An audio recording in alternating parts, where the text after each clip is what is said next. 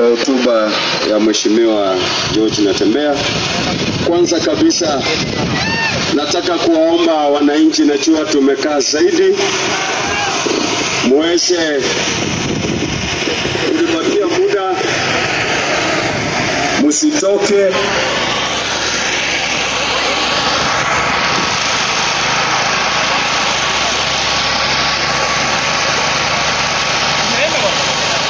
Wafanyikazi wote wa serikali kuu na serikali ya ugatuzi wa Tanzania, rafikiana.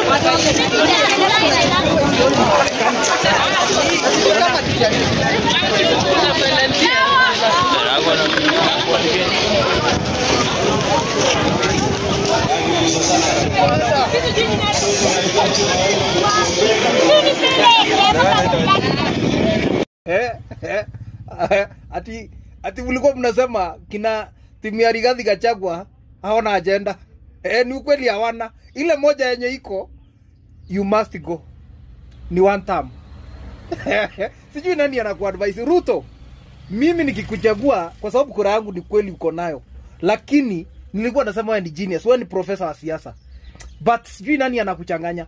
Unaona kina Kimani Ichung'wah, kina Junet Mohamed, kina Faruk Kibet, kina huyu jamaa wa Mombasa sijui anaitwa Farah Maalim, sijui kitu kama hiyo. Hao watu na Oscar Sudi, sijui na Kipchumba Murkomen. Unani wengi kwa serikali yako ndio wanaku let down. Wacha nikwambie bro, mimi wewe ni rais na kuheshimu. Lakini kama ningekuwa nikuvalishe tu, nikutoe tu outing tu hapa pole hapa, nikuvalishe zile goggles, nikuvalishe ile mask kwa sababu tunakujua. Nini watu wanakujua kwa mdomo hivi. Na unyamaze tu, hata usiongee. Tukufunge hivi mask.